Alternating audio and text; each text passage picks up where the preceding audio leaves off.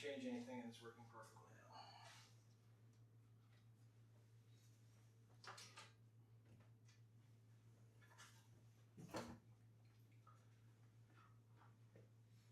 All right. So this is after they buried Isaac? Hmm? So this is after they buried Isaac?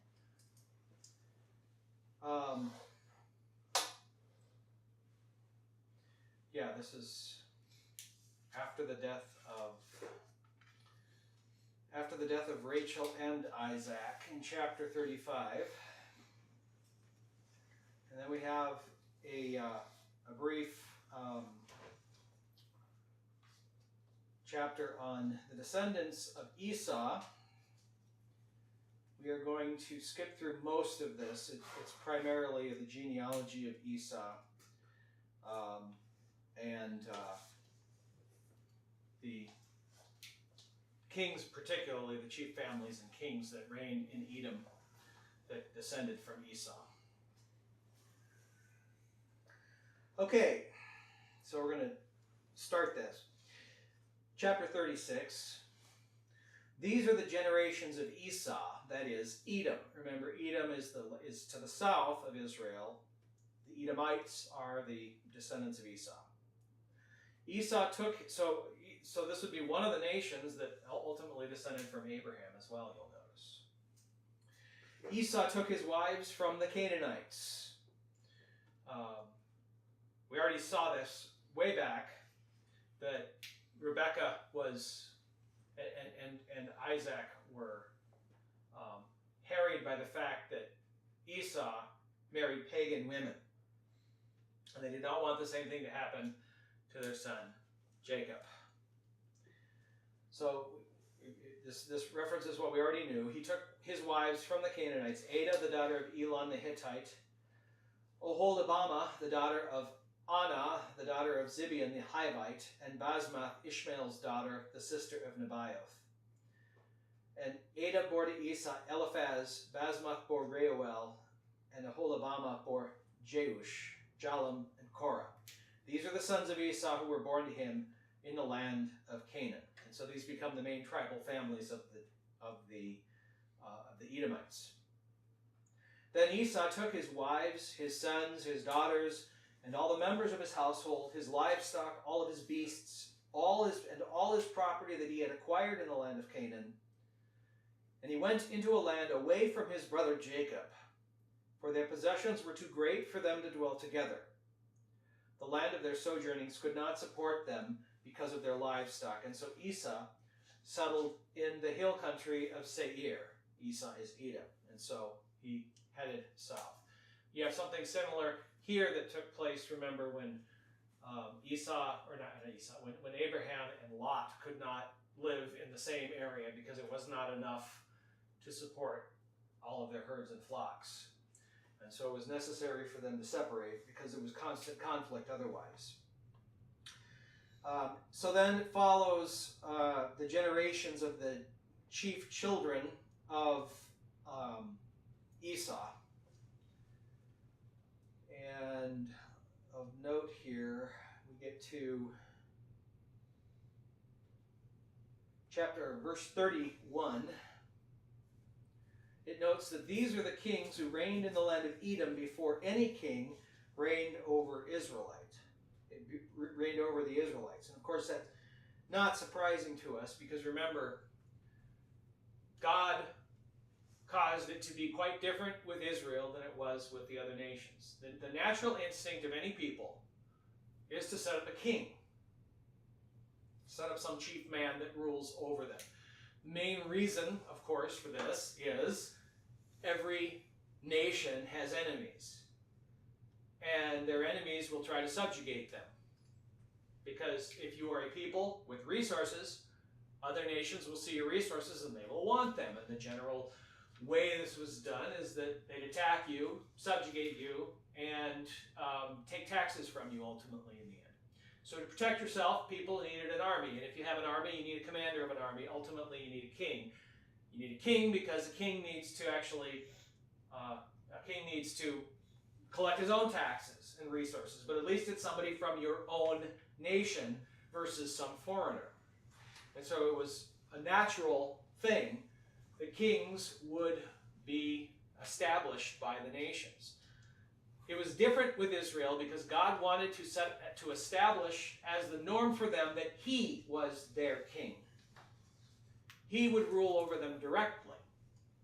Now, of course, ultimately we know that the people rejected this, but it wasn't until the time of King Saul. This is many generations into the future. After Jacob, the children of Jacob were in Egypt, after they came back as a nation, after the era of the judges, until finally we get to the time of King Saul, when the people demanded a king for those very reasons. They wanted a king like the other nations. There's also a certain amount of pride. They wanted to have a strong, successful kingdom like they see the nations around them. But anyway, what happens with Edom and Esau is just the normal course of nations. So, you can read through, if you want to see all the names and all the various places that they dwelled, who their chief clans were, and the chief subgenealogies of each of the sons of Esau. They're all listed here. On to chapter 37, Joseph's dream. So, now we have the beginning of the story of Joseph, which will take up all through the end of the book of Genesis, because now we have the chief story of God's people after Abraham. The chief story after Abraham is Egypt, and ultimately the Exodus from Egypt. And so now we go into great detail about how it is that it came to be that God's people were in exile in the land of Egypt. Jacob lived in the land of his father's sojournings in the land of Canaan. These are the generations of Jacob. Joseph, being 17 years old, was pasturing the flock with his brothers. He was a boy with the sons of Bilhah and Zilpah, his daughter's wives. And Joseph brought a bad report of them to their father. Now notice it limits the bad report to the sons of Jacob's concubines, not to every single one of Jacob's sons. So there's actually a distinction that's made there, and you see this distinction going forward in the story as it unfolds. The primary antagonists are actually just a certain number of the sons that were not born to Leah or Rebekah.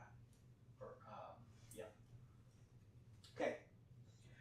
I mentioned this is the first. So this isn't the first time we have Egypt come into the story. Remember, Abraham went to Egypt as a result of famine also, and now Jacob ultimately will end up in Egypt.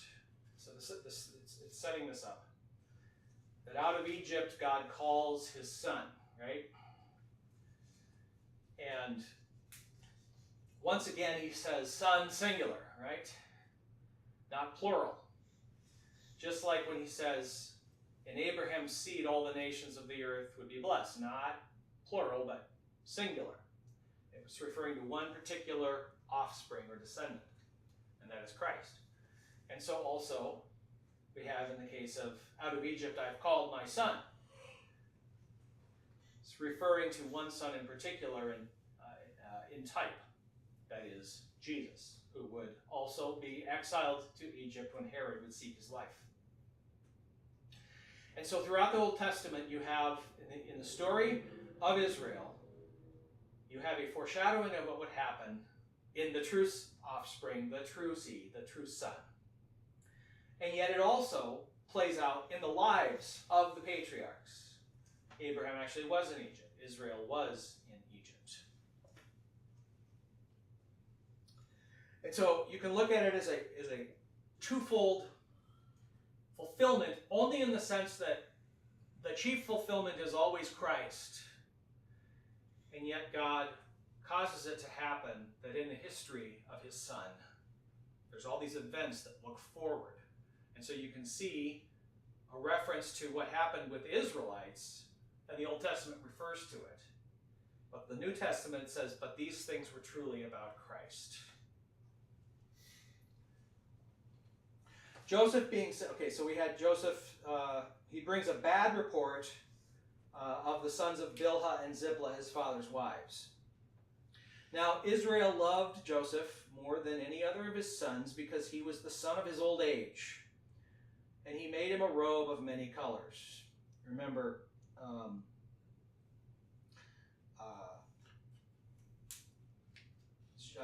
Joseph and Benjamin were the only two sons of Rebekah. Of Rachel, I'm sorry. The others were all sons of Leah and the concubines. So, he made him a robe of many colors. Interestingly enough, the Greek text, as well as the Syriac text, describes it as a robe with long sleeves. And it's the Hebrew word for that is translated many colors, we're not actually sure that that's the proper translation. It was just their best guess because it was a weird word. But the older translations into other languages, into Syriac and into Latin and into Greek, Latin, of course, just comes straight from these other translations, says a robe with long sleeves. And so which it is, we're not sure. But I find it somewhat humorous as they think of this famous thing of Joseph is he's got a robe of many colors, and it's very likely that's not actually what the word means. But it stood out. It was a special gift from his father that he did not give his brothers, and you could see him from a distance. That, oh, here's that favorite, here's Dad's favorite coming, and they hated him for it. And more. They have more reason that they'll hate him here. Now Joseph had a dream, and when he told, when his brothers saw that his father loved him more than all of his brothers, they hated him and could not speak peacefully to him. Now Joseph had a dream, and when he told it to his brothers, they hated him even more. He said to them, "Hear this dream that I have dreamed. Behold, we were binding sheaves in the field." Remember what a sheaf is? It's a sheaf of grain, and so we would think of it as a bale of hay today, but this is to gather the grain because they didn't have combines back then, right? And so they would cut the grain, and then they would gather, these are tall stalks. We think of our modern dwarf wheat, but the grain there was tall. Big, huge, tall stalks, right? Almost as tall as a man. And so they would chop them down, and then they would gather them into bundles and they'd tie them off, and that bundle was a sheaf, because then they would take that bundle and they would separate the heads, and then they would beat them in so that it would break free of the hulls, and there's a whole big laborious process involved in harvesting grain, whereas today a combine does everything in one operation and out comes grain directly from the machine. Yes, Isaiah?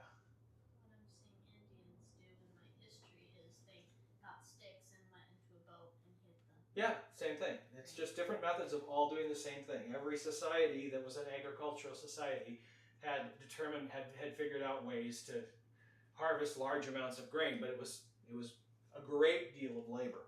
Anyway, so that's what a sheaf is. We don't do sheaves today because we have combines. All right. So we were binding sheaves in the field, so they were tying them up, and behold, my sheaf arose and stood upright. And behold, your sheaves gathered around it and bowed down to my sheaf. His brothers said to him, "Are you indeed to reign over us? Or are you indeed to rule over us?" So they hated him even more for his dreams and for his words. You see what the picture there means. It's like his sheaf stands up and all the other sheaves of his brothers come and bow before it.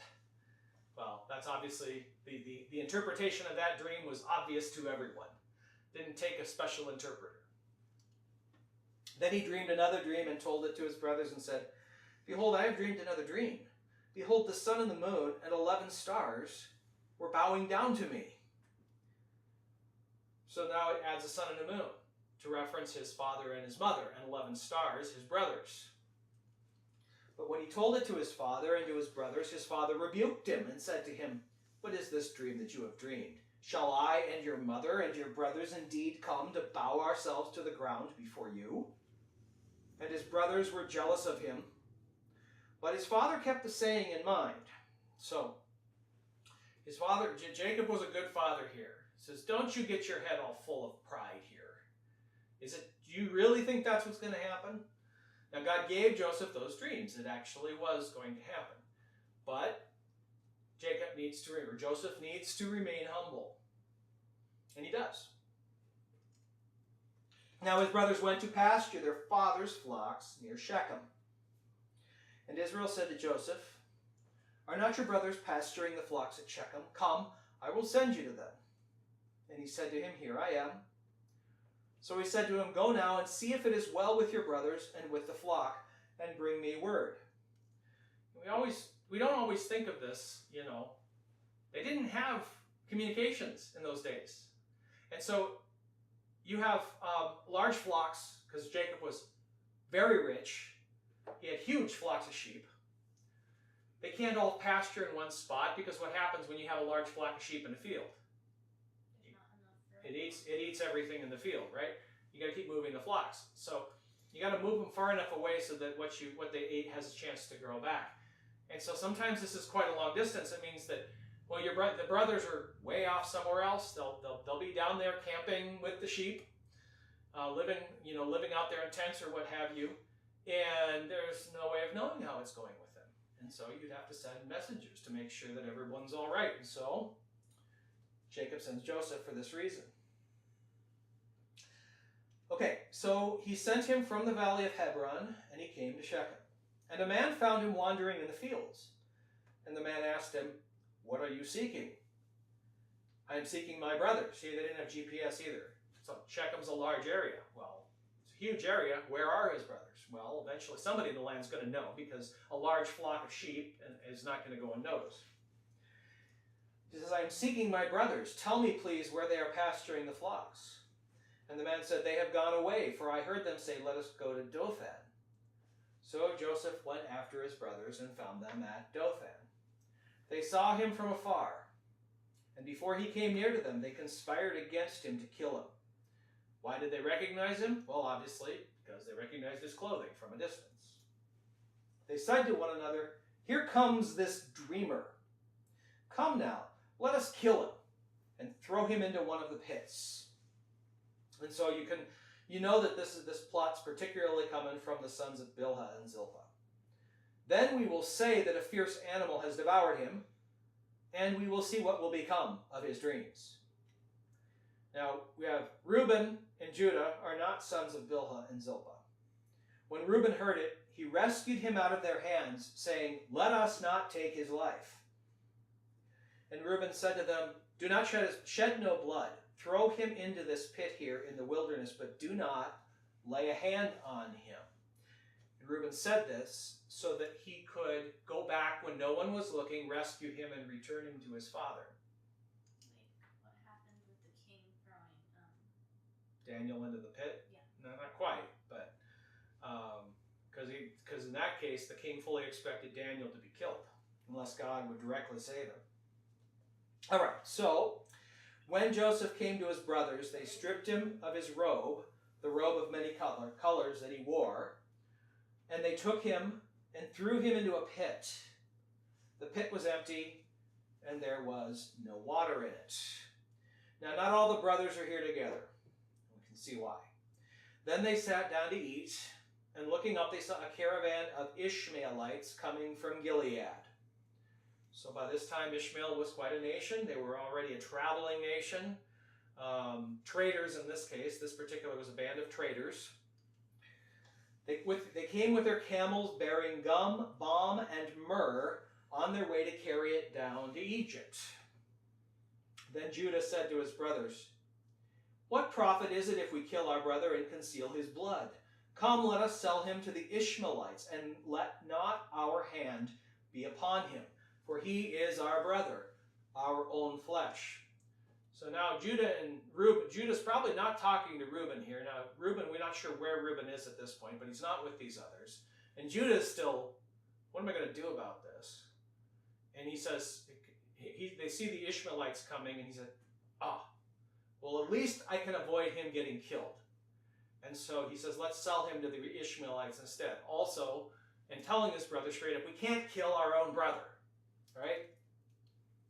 Then Midianite traders passed by, and they drew Joseph up out and lifted him out of the pit, and they sold him to the Ishmaelites for 20 shekels of silver. And they took Joseph to Egypt. Okay, so now we know that Reuben wasn't there, because when Reuben returned to the pit and saw that Joseph was not in the pit, he tore his clothes and returned to his brothers and said, the boy is gone, and I, where shall I go? Then they took Joseph's robe, and they slaughtered a goat and dipped the robe in the blood. And they sent the robe of many colors and brought it to their father and said, this is what we have found. Please identify it, whether it's your son's robe or not. And he identified it and said, it is my son's robe. A fierce animal has devoured him. Joseph is without doubt torn to pieces. Because what else can you conclude when you find his robe, which can only be, because it was a unique robe, there was none other like it, and it was covered in blood, and Joseph was nowhere to be found. There's only one possible conclusion, and the brothers knew this, of course. Then Jacob tore his garments and put sackcloth on his loins and mourned for his son many days. You imagine all this time. His brothers are watching this, knowing full well that Joseph is alive, and their father is devastated, and they say nothing. And all of his sons and daughters rose up to comfort him, but he refused to be comforted, and said, no, I shall go down to Sheol to my son, mourning. Thus his father wept for him. Meanwhile, the Midianites had sold him in Egypt to Potiphar, an officer of Pharaoh, the captain of the guard. So, once again, you see this reference to Sheol. We've talked about this before. In the Greek, it's Hades, and it is often wrongly translated as hell. And you see a perfect example of why we should not translate the word as hell, because Jacob is not saying he's going to hell where Joseph is. That is, of course, not what he's saying. The word Sheol refers to the underworld, right? So it's the common word that the ancient Near Eastern people used. It exists in cognates in many ancient languages. The same word is used in the Hebrew, and they pictured the realm of the dead, where the dead go, as under the ground. And so the proper translation will vary at different times, but generally speaking, you could simply think of it as the grave. The grave. Right? Okay.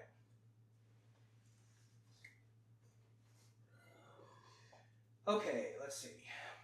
So Joseph is now sold, and they jumped straight forward. Now we're in, Joseph is in Egypt. There's a little interlude here when we hear about Judah and Tamar.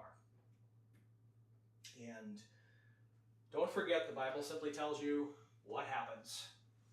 It doesn't try to hide the sins of the Israelites or even of the ancestors of Jesus. It's not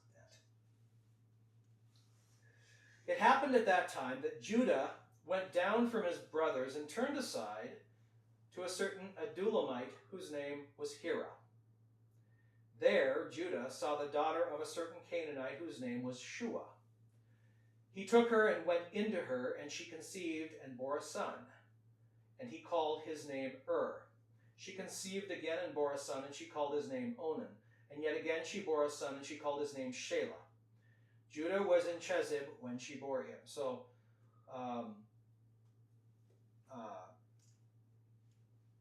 so he married a Canaanite woman, which he should not have done. And Judah took a wife for his firstborn son and her name was Tamar. So in most marriage, it is very common in those days, marriages were usually arranged, and so Judah was seeing to it that his sons would have wives. But Judah's firstborn, was wicked in the sight of the Lord, and the Lord put him to death. Then Judah said to Onan, "Go into your brother's wife and perform the duty of a brother-in-law to her, and raise up offspring for your brother." Now this is long before the law of Moses, where this is actually established in the law, and it was called a levirate marriage. The purpose of the marriage, and it was the purpose of the custom was, when you have a firstborn son, he's the one who normally will inherit your estate. If he dies, the next brother in line, if he's not already married, has the duty to marry his sister-in-law and raise children with her. But the children would be counted as the son of the older brother and be the ones to inherit. So this was the way that they would keep the inheritance passing through the firstborn. In other words, Onan wouldn't inherit himself. The inheritance would skip him and go right to the children because it would be counted as his dead brother's son. So that was the way they did this. Okay.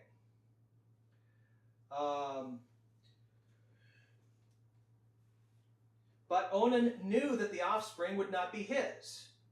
So whenever he went in to his brother's wife, he would waste the semen on the ground so as not to give offspring to his brother. So Onan practiced a form of birth control, so that when he went in to be with his wife, to have sex with his wife, he spilled his semen on the ground so that she could not get pregnant. He was directly disobeying his father and doing what God himself wanted to be done, because this practice was ordained by God to set up the inheritance in this way, and it had a messianic significance. And that's why it was later established as the normal practice in the law of Moses. Because so many of the inheritance laws were centered around passing down the blessing that ultimately comes down through the generations until Christ is born. You already saw this back when you had Esau and Jacob, where Esau came out of the womb first, even though they were twins, but Jacob was the one who got the birthright instead. And so it goes. What Onan did was wicked in the sight of the Lord, and he put him to death also. Then Judah said to Tamar, his daughter-in-law, "Remain a widow in your father's house till Shelah, my son, grows up." For he feared that he would die like his brothers.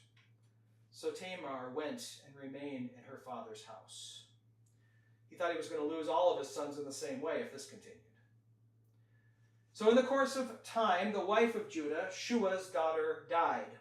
So there were no more sons that would be born. When Judah was comforted, he went up to Timnah to his sheep shearers, he and his friend Hira the Adulamite. And when Tamar was told, "Your father-in-law is going up to Timnah to shear his sheep," she took off her widow's garments, and she covered herself with a veil, wrapping herself up head to foot, and sat at the entrance of Enaim, which is on the road to Timnah. For she saw that Shelah was grown up, and she had not given him to her in marriage. And so Shelah, this is some years later, Shelah is now old enough to marry. Judah doesn't want him to marry her now, even though it's what the law requires. And so she takes matters into her own hands. When Judah saw her, he thought she was a prostitute, and this is what she intended. She dressed herself up as a prostitute and enticed Judah. She covered her face, so he didn't see her face, which was not uncommon in those days. Prostitutes often went anonymously. He turned to her at the roadside and said, "Come, let me come into you."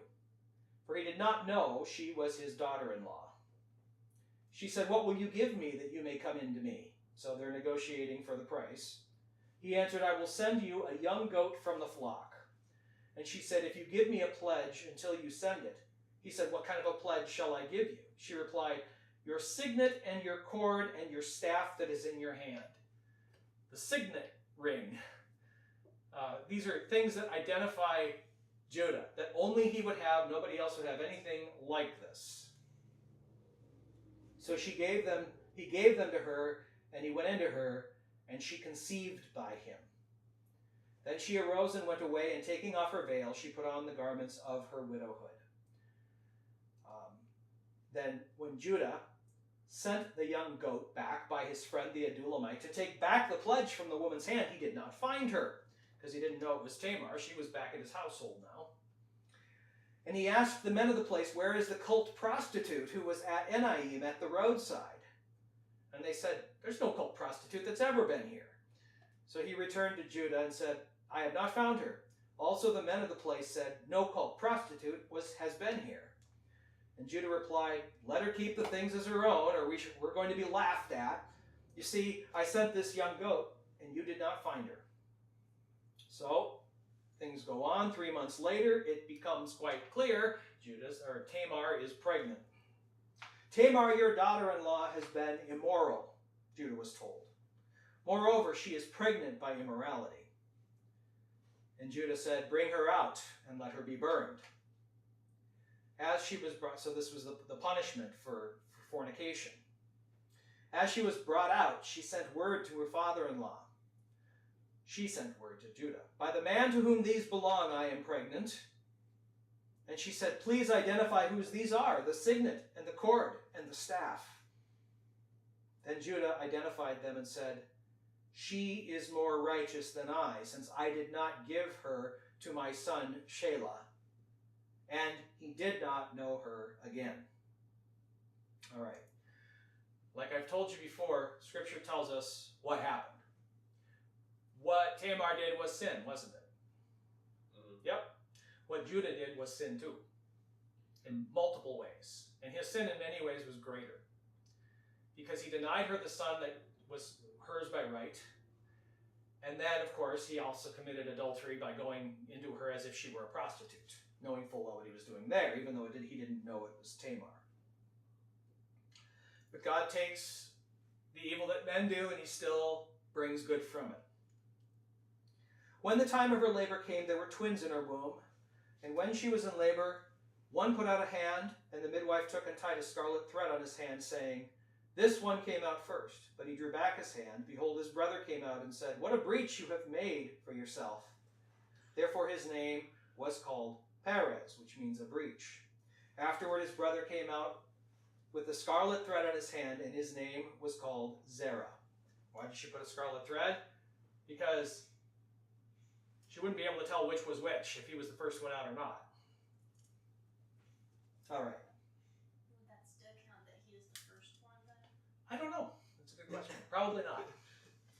It's almost like in the grandchildren of Jacob, what happened with himself and Esau is repeating itself. Twins in the womb that are fighting each other even before they're born. Okay, we'll stop there, and we'll get back to the rest of the story, Joseph, which continues until the end of Genesis.